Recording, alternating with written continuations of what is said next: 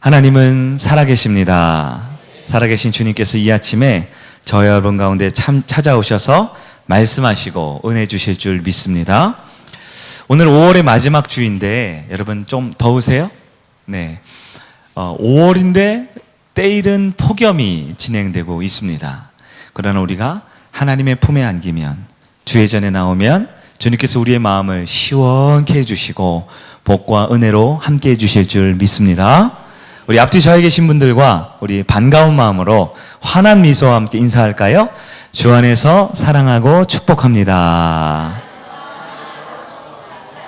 사랑하고 축복합니다. 아멘.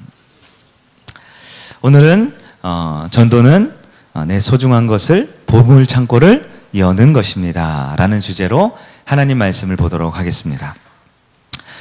이스라엘 역사가 우리가 다시 주목해 볼 때입니다. 이스라엘 역사는 이 다윗의 아름다운 나라가 시작되었지만 곧 분열 왕국, 이렇게 남한과 북한, 우리나라가 지금 나뉘어져 있죠. 남쪽에는 대한민국, 북쪽에는 이제 북한이 이렇게 나눠져 있는 것처럼 이스라엘도 남쪽에는 유다라는 나라, 그리고 북쪽에는 이스라엘이라는 두 나라로 분열되어 있는 상황이었습니다. 먼저 북이스라엘은 아수르, 역사에서는 아시리아라는 나라에게 멸망을 당하게 됩니다. 그리고 남유다 또한 이 바벨론이라는 거대 제국에 의하여 멸망을 당하게 되는 것입니다. 왜 하나님의 나라 이스라엘과 유다가 멸망을 당했을까요? 그것은 이스라엘이 우상 숭배에 깊이 빠져 있었기 때문입니다. 바알과 아세라를 숭배하는 그들의 죄악 때문에 수많은 선지자들을 하나님께서 보내셔서, 우리가 잘 알고 있는 구약 성경의 중간에 있는 그 많은 선지자들의 이야기 있죠? 그 선지자들의 역할은 이 이스라엘과 남유다가 회개하여 하나님께 돌아오기를 원하는 그 하나님의 사랑의 음성에도 불구하고 끝끝내 돌아오지 않아요. 끝끝내 회개하지 않습니다. 그래서 하나님께서는 북이스라엘과 남유다를 멸망시키는데요, 그 이유는 이스라엘을 다시 살리기 위해서였습니다. 우상 숭배에 빠져있는 이 남유다와 북이스라엘을 하나님께 돌아오게 하기 위하여 하나님께서는 그들에게 멸망당하게 하셨다라는 것이지요. 오늘 본문 다니엘서 1장을 한번 볼까요? 1장 말씀을 보면 유다왕 여호야김 다스린 지 3년이 되는 해, 바벨론 왕 느부갓네살이 예루살렘에 이르러 성을 에워쌌더니, 거대 제국이 예루살렘 성을 에워쌌습니다. 즉 1절에 바로 남유다가 이 느부갓네살 왕 바벨론에게 침공당하여 멸망당하는 장면을 보여주고 있습니다. 2절에 따르면 그 내용을 보면 이스라엘의 수도 예루살렘 성전의 모든 보물들이 다 바벨론 땅으로 옮겨지게 되었다. 예루살렘 성에 있었던 그 귀한 보물이 다 바벨론의 보물 창고로 넘겨지게 되었다라는 것이 오늘 본문의 말씀입니다. 여러분, 그런데 한번 생각해 보세요. 이스라엘이 왜 멸망당한다고요? 그들을 다시 살리고 싶으셔서, 그들의 우상과 죄악으로 돌이키게 하기 위하여 하나님은 이스라엘 백성들을 바벨론에 다 포로가 되게 하셨어요. 여러분, 포로가 되면 어떻습니까? 포로는 굉장히 비참하겠죠. 너무나 힘들고 어려운 시간이겠죠. 그러나 그 기간을 통하여 그들이 붙들었던 우상과 그 쾌락의 삶을 버리고 여호와 하나님께 돌아오게 하기 위한 하나님의 계획이었다라는 것입니다. 그런데 아무리 하나님의 계획이 좋아도 그 예루살렘 성전만큼은 보호해 주셔야 하지 않을까요? 하나님께 예배드리는 하나님의 집, 그 성전은 하나님께서 좀 지켜주셔야 하지 않습니까? 오늘 보면 2절에 따르면 그 모든 보물이 다 바벨론에게 빼앗겨졌다라고 말하는 거예요. 오늘 보면 2절을 우리 한번 보도록 합니다. 다니엘서 1장 2절, 우리 아까 읽었지만 한 번 더 읽어봅니다. 시작. 유다왕 여호야김과 하나님의 전 그릇 얼마를 그의 손에 넘기심에 그가 그것을 가지고 신할 땅 자기의 신들의 신전에 가져다가 그 신들의 보물 창고에 두었더라. 아멘. 여러분, 우리 하나님께서 왜 그 성전의 보물까지도 넘겨지게 하셨을까요? 여러분, 요즘 우리가 큐티하고 있잖아요. 매일 성경 큐티를 하고 있습니다. 새벽에 요즘의 본문이 역대상 말씀인데요. 우리 지난 수요일인가요? 목요일쯤부터 역대상 22장에 따르면 다윗이 무엇을 짓는 준비를 하기 시작하죠? 네, 큐티 하신 분은 대답할 수 있죠? 네, 다윗이 성전을 짓고 싶어 해요. 근데 하나님께서 다윗에게는 성전을 짓지 못하게 하시죠? 그럼 누구에게 짓게 하셔요? 그의 아들 솔로몬에게 짓게 하셔요.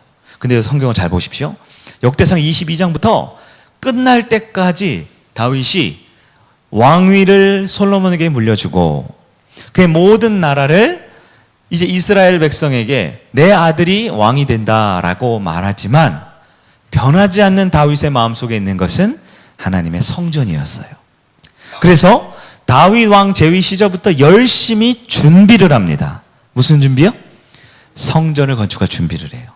어떻게 보면 이렇게 해도 되나 싶을 정도로 자세하게 성전을 준비합니다.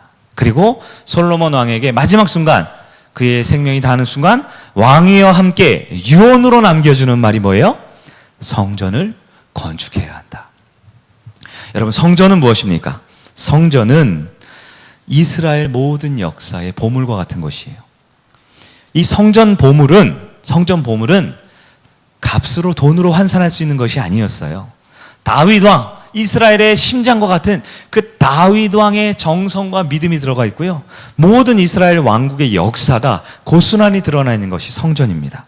그 성전의 보물, 어떤 위협, 어떤 어려움에도 지켜야 하는 것이 이스라엘의 사명이었습니다. 그런데 오늘 본문에 따르면 바벨론에게 그 성전이 무너지고 모든 보물이 다 바벨론의 보물 창고로 옮겨지게 되었다는 거예요. 여러분, 이건 있을 수 없는 일 아닐까요? 성전의 보물, 그것은 하나님의 임재 그 자체를 상징합니다. 여러분, 성전이 뭐 하는 곳이죠? 성전? 예배하는 곳이지요. 즉, 예배하는 것에 그 가장 귀한 것은 바로 하나님의 임재, 하나님 그 자체를 상징하는 거예요. 보물이 빼앗긴다? 보물이 넘겨진다? 하나님을 빼앗기고 하나님이 넘어간다라는 것과 똑같은 의미 아닐까요? 절대로 이 성전 보물만큼은 지켜야 하는 것 아닙니까? 아마 이스라엘 백성들이 이 나라가 멸망하는 순간에 마지막 지키고 싶었던 것은 그 성전과 하나님의 보물이었을 거예요. 그런데 하나님이 살아계시면, 진짜 하나님이 있는 거 맞으면 이 성전은, 이 보물은 좀 지켜주셔야 할 텐데 그들은 두 눈으로 똑똑히 봅니다. 그 모든 보물이, 그 모든 보화가 바벨론 땅으로 넘어가는 것을. 이스라엘 백성은 혼란스럽습니다. 아니, 아무리 우리가 잘못했어도 하나님께서 이 성전마저, 성전의 보물마저 넘겨주신단 말인가? 여러분, 사람들이 하나님의 뜻을 온전히 알지 못하면 그가 가진 보물을 절대 넘겨줄 수 없는 것입니다. 왜냐하면 인간의 본성은 소중한 것일수록 더 지키고 싶어하고 더 간직하고 싶어하는 것이 사람의 본성이기 때문이지요. 모든 이스라엘의 사람들이 포로로 끌려가면서 이스라엘 성전에, 예루살렘 성전의 보물 또한 보물 창고에서 바벨론의 창고로 옮겨갔다는 이 사실. 그런데 이 본문의 이야기는 먼 과거의 이스라엘 역사 같지만 이와 동일한 일이 저와 여러분의 삶에도 종종 나타납니다. 어떻게 나타나냐? 우리 하나님께서 저와 여러분에게 내 소중한 보물을, 내가 열심히 모으고 간직했던 그 소중하고 귀한 것들을 다른 사람을 위해 사용하라라고 말씀할 때가 있어요. 다른 이들에게 넘겨주라고 할 때가 있습니다. 내 보물 창고를 활짝 열고 그 보물을 다른 이의 창고에 집어넣어라 라고 말씀하실 때가 있더라는 거예요. 우리는 그 하나님의 말씀이 이해가 안 됩니다. 여러분, 내 물질 남에게 넘겨준다? 여러분, 우리의 물질 가운데 제일 소중한 것은 뭐가 있을까요? 우리 재산, 우리 돈, 우리 소유물이겠죠. 그거 여러분 모으려고 얼마나 고생했어요. 얼마나 애쓰면서 열심히 모았습니까? 그런데 그것을 넘겨주라고요? 여러분, 잘 넘겨줄 수 있겠습니까? 내 시간, 내 에너지, 내 열정, 내가 가진 것들 다른 사람을 위해 쓰라고요? 아니, 나를 위해 쓰기도 지금 모자른데, 나를 위해 써도 지금 아까운데, 다른 사람을 위해서 내 시간을 쓴다? 내 에너지와 내 정성과 열정을 쓴다? 너무 아까운 이야기죠. 우리가 쉽게 내 것을 남에게 주지 못한다라는 겁니다. 소중한 것일수록 잘 지키고 보호하고 싶은 것이 인간의 본성입니다. 하나님께서 자꾸 주라고 하면, 하나님께서 자꾸 내놓으라고 하면 아무리 그래도 내 건 내 거죠. 하나님도 내 거를 함부로 손대면 우리 마음이 상하기 쉽습니다. 그러나 여러분, 우리 오늘 성경을 통해 알 수 있는 것은 하나님을 잘 모를 때 우리는 내 손에 쥔 보물만 보고 사는 인생이 될 수밖에 없어요. 그러나 우리가 하나님의 성품을, 그 하나님이 어떤 분인지를 알면 내 손에 보물을 쥐어주신 그 하나님을 바라보며 살 수 있는 인생이 된다라는 것입니다. 사랑하는 여러분, 여러분은 과연 무엇을 보고 삽니까? 여러분의 손에 쥐어진, 여러분이 꼭 움켜쥐고 있는 그 보화를 보며 삽니까? 아니면 그 보화와 보물을 주실 수 있는 하나님을 바라보며 살고 있습니까? 본문으로 다시 한번 돌아갈까요? 하나님께서는 오늘 유대 민족에게 다 멸망당하고 포로로 잡혀가게 하셨어요. 심지어 예루살렘 성전의 그 귀한 보물까지도 넘겨지게 하셨습니다. 그러나 이것은 하나님이 유대 민족을 버리신 것이 아닙니다. 그들을 다시 회복시키기 위하여, 다시 하나님의 자녀로 만들어주기 싶으신 하나님의 놀라운 계획이 이 본문 가운데 있다라는 겁니다. 유대는 얼마나 포로 생활하면서 괴로웠을까요? 천대 받으며 종살이 했을까요? 그러나 하나님께서는 오늘 본문에 따르면 유대 민족만 포로로 보낸 것이 아니었습니다. 하나님께서 친히 그들과 함께 그 바벨론 땅에 들어가셨다라는 것을 우리는 볼 수 있습니다. 바벨론에 포로로 잡혀간 이스라엘 백성들, 그러나 하나님은 그 포로와 함께 가셨어요. 함께 가면서 그들을 보호하고 지켜주며 그들의 포로 생활 가운데 그들을 인도해 주시는 하나님이신 것입니다.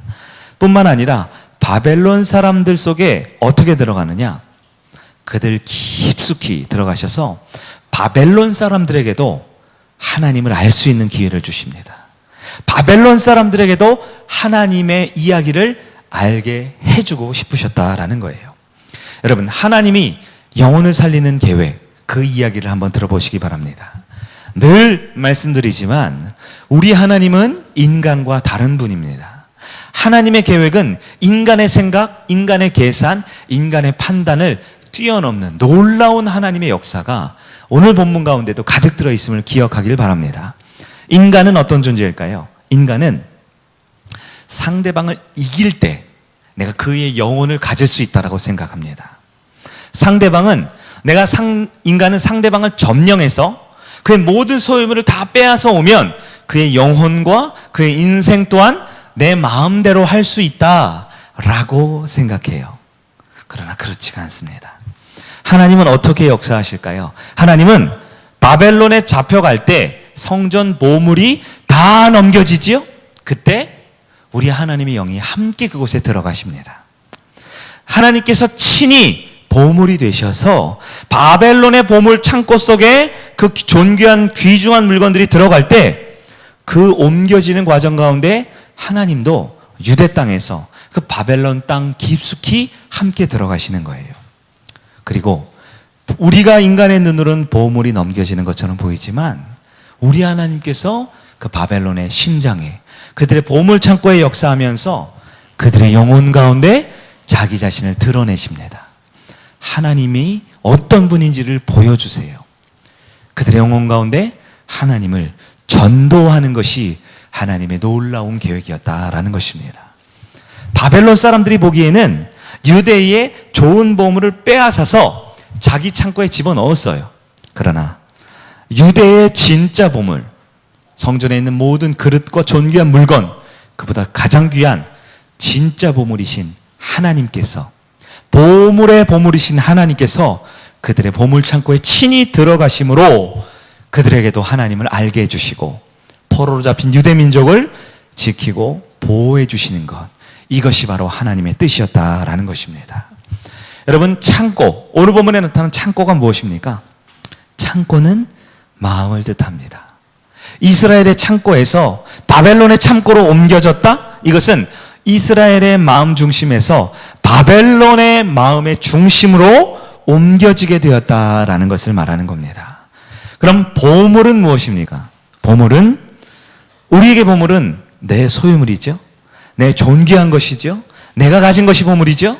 그러나 하나님의 자녀에게 보물은 하나님이 주신 내 소유물입니다.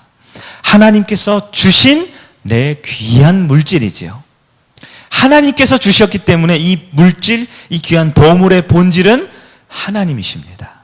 그렇기 때문에 이 보물이란 즉 바로 하나님의 임재, 하나님 그 자체를 상징하는 것이지요. 보물이 바벨론 창고로 옮겨졌습니다. 즉 하나님께서 이 바벨론의 심장에, 바벨론의 중심에 친히 들어가신 것이 오늘 본문에 나타난 하나님의 속성이다라는 것입니다. 여러분, 하나님을 모르면 소중한 보물을 지키기만 하는 인생이에요. 그러나 가장 소중한 보물인 하나님, 그 하나님이 계신 그 보물 창고를 우리가 열 때 하나님의 역사는 시작됩니다. 보물 창고가 열려지고 그 보물이 옮겨지게 될 때 우리 하나님의 놀라운 은혜와 사랑 또한 세상으로 옮겨지게 된다라는 것이 오늘 본문에 나타난 하나님의 놀라운 비밀임을 믿는 여러분 되기를 축원합니다. 여러분, 전도란 이런 과정으로 이루어지는 거예요. 내 것을 지키고 내 것을 보호하고 아무도 내 것은 건드리지 못해 하고 이 창고의 문을 꼭 닫고 있으면 결코 영원히 살아나지 못합니다. 결코 영원히 전도되지 못해요. 여러분, 우리나라가 과거에 얼마나 어려웠습니까? 그 어려웠던 시절 한국 유학생들이 미국으로 공부를 하러 떠났습니다. 많은 사람들이 전 재산을 모아서, 나라의 전 재산을 모아서 몇몇 소수의 엘리트 학생들을 미국으로 유학을 보냈어요. 그들이 가서 공부를 배워야 되죠. 그러나 그들이 공부를 배우러 옮겨갔지만 그들이 미국으로 이동해 갔을 때 그들이 기독교를 접하게 되었어요. 이 땅에 믿음 있는 지혜로운 하나님의 자녀를 만들기 위한 하나님의 계획이었던 것입니다. 여러분, 전도는 내 것이 이동될 때, 옮겨질 때 이루어지는 거예요. 내 소중한 보물 창고가 열릴 때 영원히 전도가 시작되게 된다는 것입니다. 우리 조선 말기 역사를 한번 잠깐 보세요. 우리 조선 말기, 여러분 흥선대원군 이런 분들 아시죠? 그분들이 가장 주장했던 것이 뭡니까? 쇄국정책이라는 것이 있었죠. 뭡니까? 이 조선의 정체성을 지켜내야 된다는 거예요. 이 조선의 훌륭한 사상을 지켜야 된다는 거예요. 조선의 보물을 지켜내야 한다는 거예요. 그러나 끝내 지키지 못했어요. 일본에 의해서 조선이 열렸습니다. 서양의 강대국에 의해서 조선이 열렸습니다. 여러분, 조선의 문이 열렸을 때 온 나라가 비참했습니다. 온 나라가 비통했습니다. 수치의 역사가 시작되었고 모욕과 이 나라가 주권을 빼앗기는 패배의 역사가 시작되었습니다. 그러나 여러분, 하나님께서는 이 한민족을 버리지 않으셨어요. 이 나라의 정체성이 다 열리고 빼앗겼을 때, 이 나라의 모든 봉화가 다 빼앗겼지만 그때 이 나라에 선교사님들이 들어올 수 있는 문이 열렸습니다. 그때 이 나라에 기독교가, 복음이 전파되기 시작했다라는 겁니다. 인간의 눈에는 이 조선의 말기의 역사는 비참한 이 수치의 역사입니다. 모든 것이 지키려고 했지만 강제로 문이 열리고 다 빼앗겨 버렸어요. 하지만 하나님께서는 이 한반도 한민족을 살리기 위해 바로 그 열려지는 역사를 통해 창고가 열리고 보물이 옮겨지지만 하나님의 복음의 씨앗이 심기기 시작했다라는 것입니다. 여러분, 이 민족 살려주고 싶으신 그 하나님의 심정, 오늘 본문에 나타난 이 이스라엘 민족을 살려주고 싶으신 하나님의 심정, 인간의 눈에는 그 열려서는 안 되는 보물 창고가 열리고 빼앗겨서는 안 되는 보물이 옮겨지지만 하나님은 그렇게 영혼을 살리고 전도를 시작하셨다라는 것입니다. 6.25 전쟁, 아마 전쟁을 경험한 분들도 있고 책에서 본 분들도 있겠죠. 6.25 전쟁, 이 한반도의 가장 최악의 고통스러운 역사였습니다. 다시는 일어나지 않았으면 하는 전쟁의 아픔이지요. 그러나 여러분, 6.25 전쟁 때 연합군 병사들을 통하여 복음이 이 나라 이민족, 가장 두렵고 힘든 이 나라 이민족의 사람들에게 복음이 급속도로 확산되기 시작합니다.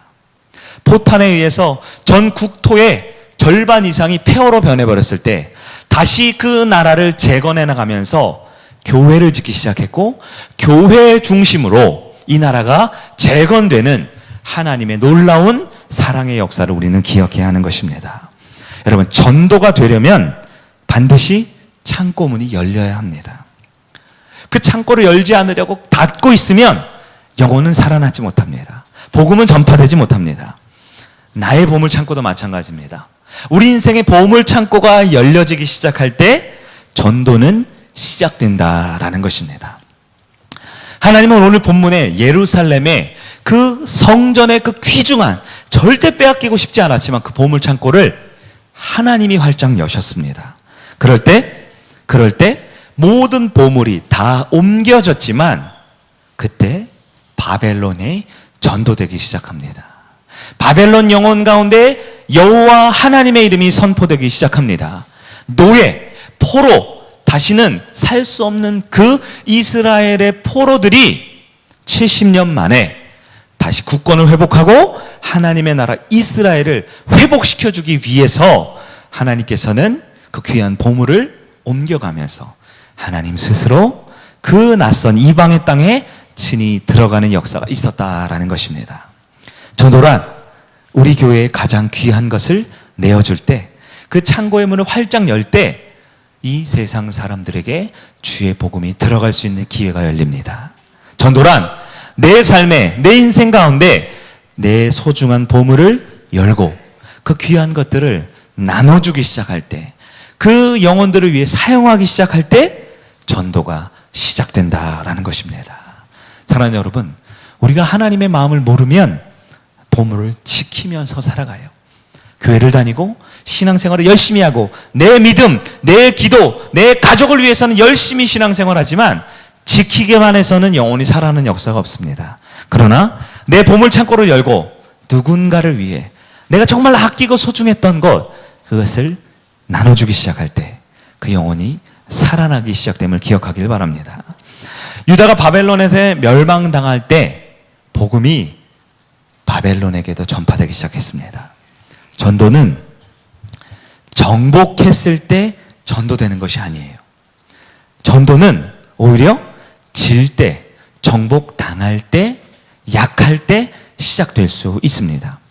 전도는 많은 사람들이 내가 많은 것을 가지고 많은 것을 소유하면 힘 있고 능력 있으면 전도가 되는 거라고 생각하지요? 그러나 그렇지 않습니다. 전도는 창고의 문을 열고 나눠줄 때 시작됩니다. 교회에서도 보면 어때요? 우리 성의교회뿐만 아니라 많은 교회들이 있지만 전도는 교회에서 가장 똑똑하고 가장 능력 있고 가장 부유하고 가장 높은 직분을 가진 분들이 많이 할 것 같지만 아니요. 성경을 잘 모르고 신앙생활도 잘 모르는 새가족들, 초신자들이 오히려 전도를 더 많이 하는 역사가 무엇입니까? 하나님은 약한 자를 들어 쓰시는 하나님이기 때문에 그렇습니다. 약한 자를 들어 약한 자가 천을 이기게 하십니다. 작은 자가 강국을 이루게 하시는 겁니다. 역사의 증거가 너무나 많습니다. 여러분, 로마 제국을 아시죠? 로마 제국. 로마 제국이 맨 처음 그리스를 점령했습니다. 그리스의 모든 창고가 다 열렸어요. 그리스의 모든 보화가 제국으로, 로마 제국으로 다 뺏겼습니다. 로마 제국이라고 하면 오늘날 이탈리아 반도를 중심으로 하고 있죠. 그리스는 서쪽에, 동쪽에 있는 나라 도시 국가들 아닙니까? 분명 로마 제국이 힘과 군사력으로 그리스를 정복했어요. 그런데 여러분, 그리스, 이 작은 나라였지만, 정복당했지만, 로마 제국의 언어가, 로마 제국의 공용어가 어떤 나라 말로 바뀌었습니까? 원래 이 로마 제국, 로마는 라틴어, 즉 이탈리아 반도 중심으로 라틴어를 쓰는 국가예요. 근데 여러분, 로마 제국 전체 언어가 바로 정복당한 그리스어. 여러분이 알고 있는 이 신약 성경, 로마 제국 당시에 쓰여졌지만 이 모든 성경 언어는 그리스어, 즉 오늘날로 헬라어라고 말하는 그리스 말이 로마를 점령하기 시작합니다. 여러분, 로마가 그리스를 점령했지만 모든 문화, 그리스 문화가 로마 제국을 점령합니다. 모든 예술, 그리스 예술 양식이 로마를 점령하기 시작하는 거예요. 여러분, 약해도 점령당해도 진짜 이길 수 있는 방법이 있는 겁니다. 로마 제국이 결국 유다, 이스라엘도 점령하지요. 이스라엘 성전이 무너졌습니다. 성벽이 무너졌습니다. 완전히 이스라엘은, 예루살렘은 폐허가 되었습니다. 그러나 그 예루살렘의 보물이 다 로마 제국으로 빼앗기고 이 예루살렘의 모든 귀한 것들이 다 옮겨졌지만 불과 100년, 200년이 지나지 않아 로마 제국은 바로 유대 땅에 있었던 이 그리스도의 복음으로 로마 제국 전체가 기독교 제국으로 변하게 되었다라는 것입니다. 전도는 이겨야 이기는 것이 아닙니다. 약해도 할 수 있습니다. 져줄 때 오히려 더 전도가 되는 거예요. 남의 것을 내가 취하는 것이 아니라 내 것을 넘겨줄 때, 내 것을 나눠줄 때 오히려 나는 빈털터리가 되는 것 같지만 그때 영혼이 살아나고 영혼이 구원받는 역사가 시작된다라는 것입니다. 여러분, 지혜로운 아내는요, 정말 지혜로운 아내는 남편한테 이기는 것 같아요, 지는 것 같아요? 정말 지혜로운 아내는 평소에 지는 것처럼 보이지요. 그러나 그 지혜로운 아내는 정말 중요한 것은 다 이뤄냅니다. 그 가정을 온전히 인도하기 위해 남편에게 져주는 것 같고 자녀들에게 져주는 것 같고 집안 어른들에게 져주는 것 같지만 지혜로운 여인은 자기가 하고 싶은 대로 다 하고 사는 거예요. 여러분, 지혜로운 남편은 어떻습니까? 정말 지혜로운 남편은 아내를 이기는 사람이 아니에요. 겉으로 보기에는 아내에게 지는 것처럼 보이죠? 하지만 가장 중요한 그 가정을 지켜내는 것입니다. 그 가정의 행복을 지켜내는 것, 이게 지혜로운 남편의 역할입니다. 오늘도 우리 신혼부부, 아직은 아니지만 다음 주에 결혼할 부부들이 있죠. 여러분, 결혼 생활 어떻습니까? 결혼 생활은요, 다양한 좋은 이야기들이 있지만 한 가지 이기려고 해서는 결코 행복할 수가 없다고 저는 확신합니다. 결혼 생활에서 남편이든 아내든 상대를 이기려고만 하면 결국은 파국으로 치닫을 수밖에 없다는 것 알 수 있어요. 그럼 결혼 생활에서 지면 어때요? 결혼 생활에서 손해보면 억울하죠. 화나죠. 열불이 올라오죠. 하지만 여러분, 내가 지는 것처럼 보이지만, 내가 억울한 것처럼 보이지만, 답답한 것처럼 보이지만, 손해보는 것처럼 보이지만, 여러분, 결혼 생활은 내가 지면, 손해보면 결국 그 가정은 행복한 가정이 될 수 있습니다. 그 가정은 화목한 가정이 될 수 있어요. 무엇보다 그 자녀들이 이기려고만 하는 엄마 아빠의 속에서는 결코 성공한 인생을 살 수 없지만 양보하고 져주는 것처럼 보이는 지혜로운 부모의 품에 자란 자녀들은 하나님 안에 성공한 인생을 살 수 있게 되는 것입니다. 여러분, 내 마음의 창고의 문을 열면, 내 마음의 귀중한 보물을 남에게 나눠주면, 가족에게 나눠주면, 이웃에게 나눠주면 평화가 찾아옵니다. 행복이 찾아옵니다. 전도가 바로 그러합니다. 전도는 내 창고의 문을 열고 가장 좋은 것, 그냥 줘도 안 줘도 그만인 거 말고요, 가장 좋은 것, 가장 귀한 것, 그것을 나눠주면 상대방이 변하기 시작한다라는 것입니다. 지는 것처럼 보이지만 지는 게 아니에요. 아깝고 답답한 것처럼 보이지만 결코 그 열매는 그러하지 않습니다. 여러분, 내 물질, 사랑하는 이웃을 위해 쓸 수 있겠습니까? 내 시간, 사랑하는 나의 태신자를 위해 사용할 수 있겠습니까? 내 소중한 삶, 내 인생의 귀한 것, 믿지 않는 그들을 위해 드릴 수 있겠습니까? 내 보물이, 창고의 문이 열려 상대에게 들어갈 때 그 영혼이 하나님을 알게 되는 거예요. 보물이 무엇이에요? 보물은 물질과 시간과 에너지가 아니에요. 내 가장 소중한 것일수록 하나님이 그 안에 깃들어 있습니다. 내 안에 가장 소중한 것은 바로 하나님이 주셨기 때문에 내가 그 영혼을 위해 쓸 때 하나님의 영이 그의 마음에 들어가는 것입니다. 예루살렘 성전에 있었던 그 하나님의 임재가 있었던 그 보물, 그것이 바벨론에 들어갔습니다. 인간의 눈으로는 비참하고 소중한 것을 빼앗긴 것이지만 하나님의 역사는 그렇지 않아요. 하나님이 친히 그 바벨론 땅에 들어가셔서 내 백성을 지키고 그 바벨론 땅에 있는 영혼들을 전도하기 위한 하나님의 계획, 저와 여러분의 인생에도 나타나기를 주의 이름으로 축원합니다. 여러분, 가족 전도를 누가 합니까? 남편 전도를 누가 해요? 잘 보세요. 기가 센 사람은 잘 못해요. 주변을 쳐다보지 마시고 자기 자신을 돌아보면 됩니다. 네. 똑똑한 사람이 가족을 전도하고 남편을 전도할 것 같아요? 많이 가지고 능력이 많은 사람이 전도합니까? 아니요.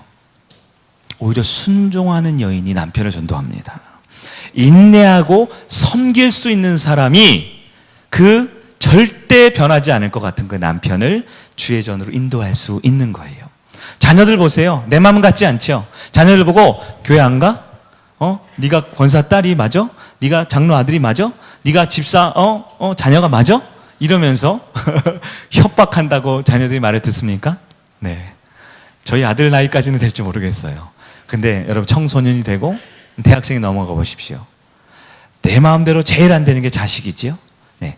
그들에게 이기려고 하면, 내가 가지려고 하고 소유하려고 하면 내 가장 소중한 가족도 살릴 수 없어요. 그러나 내 마음을 열고 내 창고를 열고 내 소중한 그 하나님을 그들에게, 그 하나님의 귀한 보물을 그들에게 나눠줄 때 영혼이 살아날 수 있음을 기억하기를 바랍니다.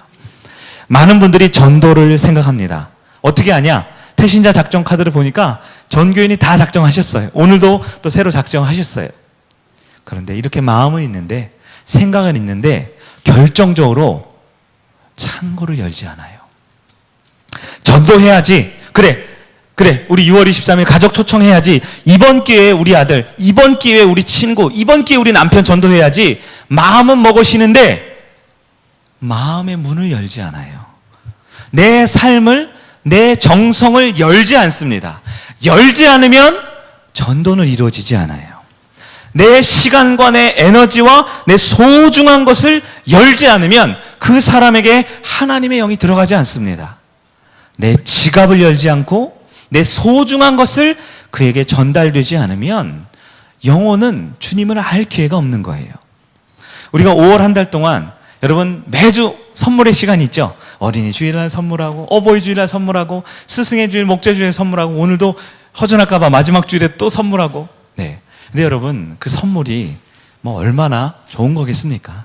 교회에서 주는 게, 목사님이 조금 주는 게 얼마나 좋겠습니까? 그냥 작은 정성이지요. 그러나 여러분, 선물을 나눌 때 우리는 누구를 바라봅니까? 하나님을 바라볼 수 있는 거예요. 하나님의 은혜를 또 기억하고, 나를 어버이 삼아주신, 나를 교사 삼아주신, 나를 목사 삼아주시고 우리 목장을 인도해 주신 하나님을 한 번 더 바라보고 기억하고 한 번 미소 짓고 한 번 감사할 수 있는 것, 그 은혜, 여러분, 우리의 창고가 열려서 나눠지지 않으면 결코 영혼을 살릴 수 있는 기회를 놓친다라는 거예요. 여러분, 우리는 꼭 기억해야 합니다. 내 창고를 열어야 합니다. 그럴 때 복음이 시작됩니다. 내 소중한 보물을 나눠줄 수 있어야 합니다. 그때 하나님이 전해지는 것입니다. 말씀을 정리해 보도록 합니다. 6월 23일이 가족 초청 주일입니다. 이제 정확히 한 달이 남았습니다. 여러분에게 태신자, 여러분에게 잃은 양, 우리 표현하면 VIP, 우리 낙심자들이 있죠? 여러분, 그 영혼들, 여러분 이름 한번 생각해 보세요. 나의 태신자, 나의 낙심자, 잃은 양. 여러분, 그 영혼을 사랑하십니까? 그 영혼을 주님 품으로 인도하고 싶으십니까? 그렇다면 반드시 내 창고를 열 수 있어야 해요. 마음만으로, 생각만으로는 안 됩니다. 혹시 아직까지 그 한 영혼을 작정하지 못한 분 있다라면 오늘 늦지 않았어요. 뒤에 태신자 카드가 있습니다. 이름을 적어내시면 돼요. 이것이 바로 내 마음을 무는 첫 걸음이에요. 이름 석자 적는 거, 제가 확인해 보지 않아요. 경찰서에 이 사람이 진짜 실존의 인물입니까? 주민등록증에 있는 인물입니까? 확인해 보지 않아요. 하나님이 아시죠. 그러나 이름 석자 쓰는 그 내 마음 문도 열지 않고 어떻게 전도가 이루어집니까? 많은 분과 대해 보면, 목사님 전도할 거예요. 아무개 내가 기도하고 있습니다. 여러분, 마음만으로 되지 않습니다. 이름 석자 적어내는 태신자 카드를 내시기 바랍니다. 그리고 이번 한 주 그 영혼을 위해 기도로 내 마음을 여시기 바랍니다. 그리고 할 수 있으면 내가 가진 소중한 것 그들에게 나눠주어야 합니다. 그 시간이든 물질이든 내 마음과 정성이든. 여러분, 나의 태신자를 위해 무엇을 주시겠습니까? 하나님이 우리에게 많은 물질을 주신 것은 이웃을 사랑하라고 주신 거예요. 하나님 나에게 건강과 시간과 에너지를 주신 것은 내 사랑하는 가족, 아직 하나님 모르는 그들에게 주님의 복음을 나눠주라고, 조금 더 넉넉히 나눠주라고 우리에게 허락하셨습니다. 전도는 내 보물 창고를 열어야 합니다. 그래 그것을, 그 보물을, 그 하나님이 깃든 그 영을 나눠줄 때 한 영혼이 주님 품으로 돌아옴을 믿고 기억하는 여러분들에게 축원합니다. 아멘.